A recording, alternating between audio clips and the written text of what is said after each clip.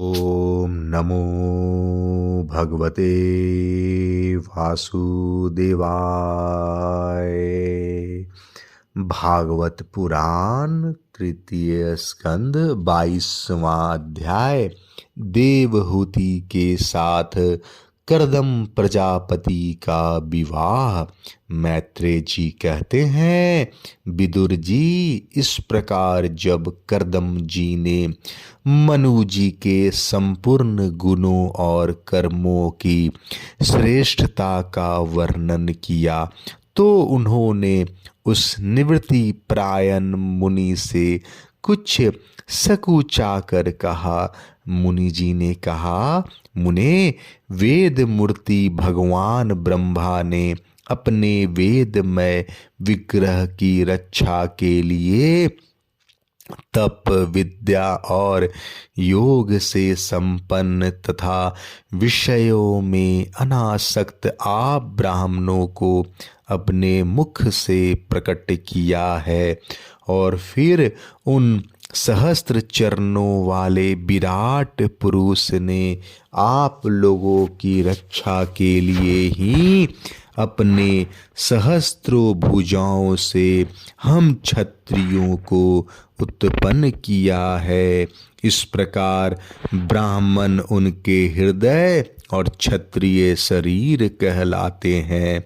अतः एक ही शरीर से संबंध होने के कारण अपने अपनी और एक दूसरे की रक्षा करने वाले उन ब्राह्मण और क्षत्रियों की वास्तव में श्री हरि ही रक्षा करते हैं, जो समस्त कार्य कारण रूप होकर भी वास्तव में निर्विकार हैं। आपके दर्शन मात्र से ही मेरे सारे संदेह दूर हो गए, क्योंकि आप अपने मेरी प्रशंसा के मिस से स्वयं ही प्रजा पालन की इच्छा वाले राजा के धर्मों का बड़े प्रेम से निरूपण किया है।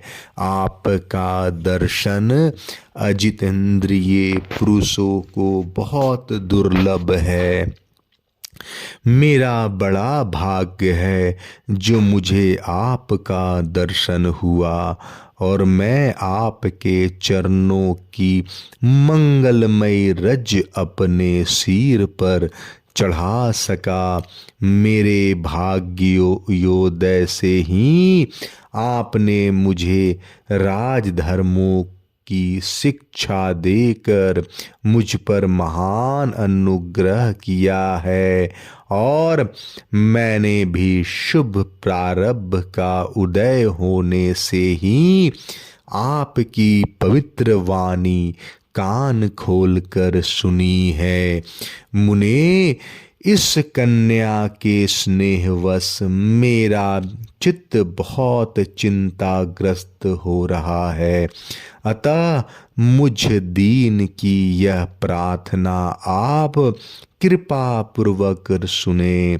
यह मेरी कन्या जो प्रिय व्रत और उत्तान पाद की बहीन है, अवस्थाशील और गुण आदि में अपने योग्य पति को पाने की इच्छा रखती है।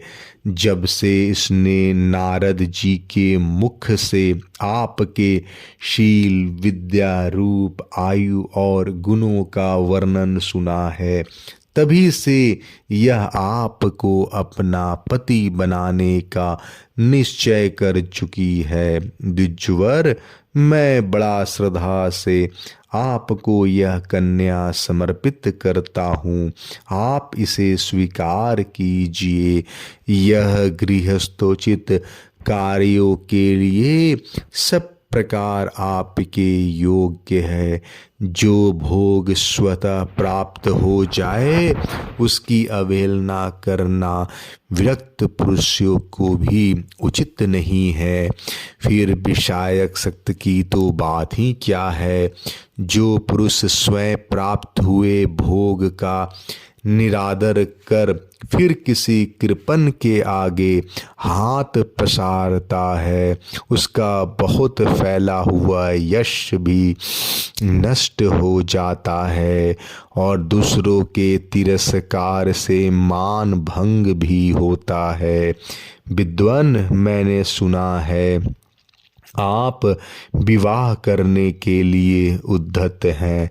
आपका ब्रह्मचर्य एक सीमा तक है, आप नैष्ठिक ब्रह्मचारी तो है नहीं, इसलिए अब आप इस कन्या को स्वीकार कीजिए, मैं इसे आपको अर्पित करता हूँ।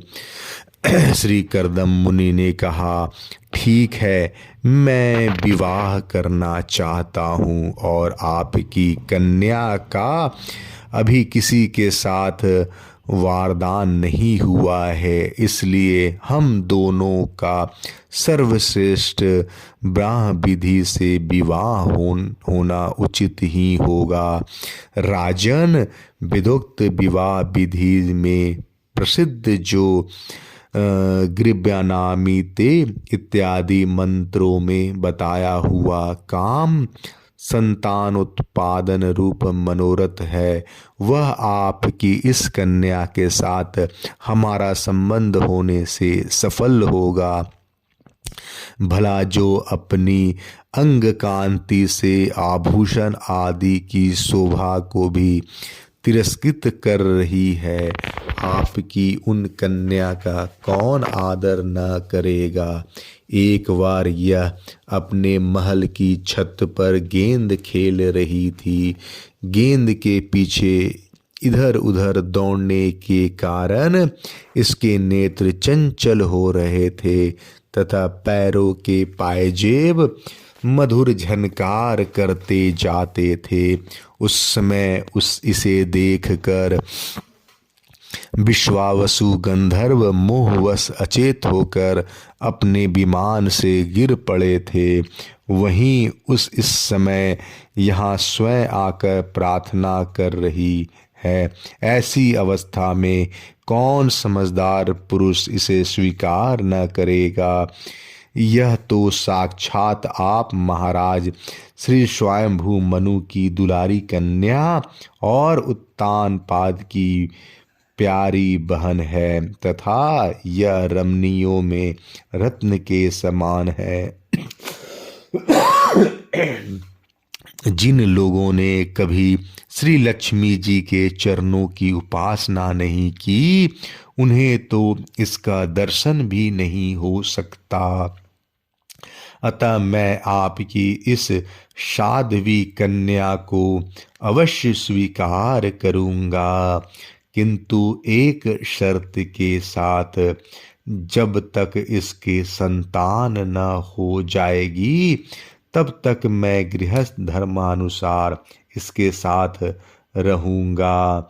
इसके बाद भगवान के बताए हुए संन्यास प्रधान हिंसा रहित शम दम आदि धर्मों को ही अधिक महत्व दूंगा, जिससे इस विचित्र जगत की उत्पत्ति हुई है, जिनमें यह लीन हो जाता है और जिनके आश्रय से यह स्थित है।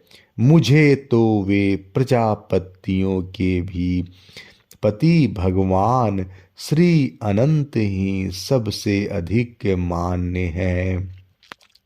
मैत्रेय जी कहते हैं, प्रचंड धनुर्धर विदुर कर्दम जी की केवल इतना ही कह सके, फिर वे हृदय में भगवान कमलनाभ का ध्यान करते हुए मौन हो गए।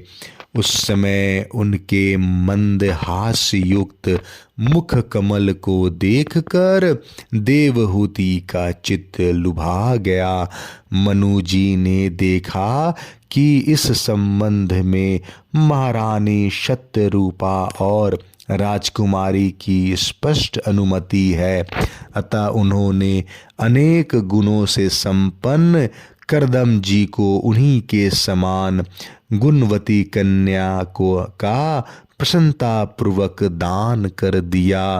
महारानी शत्रुपा ने भी बेटी और नमाद को बड़े प्रेम पूर्वक बहुत से बहुमूल्य वस्त्र, आभूषण और गृहस्थोचित पात्र आदि दहेज में दिए।